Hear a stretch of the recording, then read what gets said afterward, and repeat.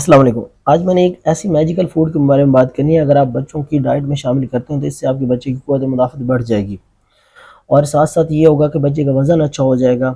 और क्या है कि इसके दिल पे भी बड़े मुस्बित असरात पड़ते हैं और साथ-साथ आँखों की भी हिफाज़त होती है, दिमागी नशो-नुमा होती है इससे। क्योंकि आजकल बच्चों की इम्यूनिटी बहुत कम है, जिसकी वजह से बच्चे अक्सर जो है छाती के अमराज़ हो गए, खाँसी, नज़ला, ज़ुकाम इन चीज़ों का शिकार रहते हैं। अक्सर जब हमारा बच्चा 7 से 8 माह का होता है तो हम उसे जो है ठोस ग़िज़ा खिलाना शुरू कर देते हैं। ठोस ग़िज़ा में हम क्या खिला रहे होते हैं उसे? चावल का दलिया, गंदम का दलिया, साबूदाना, कस्टर्ड इस तरह की चीज़ें खिला रहे थे। अगर आप इन सारी चीज़ों में एक ऐसी चीज़ ऐड करें जिसके अंदर ओमेगा 3 फैटी एसिड हो, तो उससे ये सारे जो है असरात आपको नज़र आना शुरू हो जाएँगे, आपके बच्चे की क़ुव्वत मुदाफ़अत बेहतर हो जाएगी। अब जो ओमेगा 3 फैटी एसिड है ये किन चीज़ों में ज़्यादा होता है? इसके जो रिच सोर्स हैं उनके बारे में मैंने आपको बताना है। पहले नंबर पे है फ्लैक्स सीड्स, जो अलसी के बीज हैं, इनके अंदर ओमेगा 3 फैटी एसिड बहुत ज़्यादा होता है।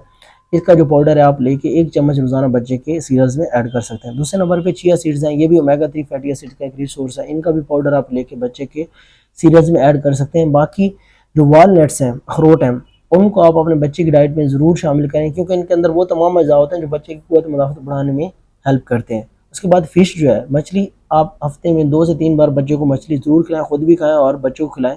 ना सिवाय उन बच्चों को जिनको इससे एलर्जी है।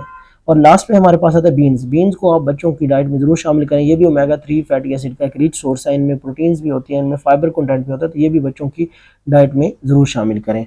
इंशाअल्लाह अगर आप ये चीज़ें शामिल करते हैं तो आपके बच्चे की क़ुव्वत मुदाफ़अत बेहतर हो जाएगी और बच्चा इन बीमारियों का शिकार भी नहीं होगा। अल्लाह हाफ़िज़।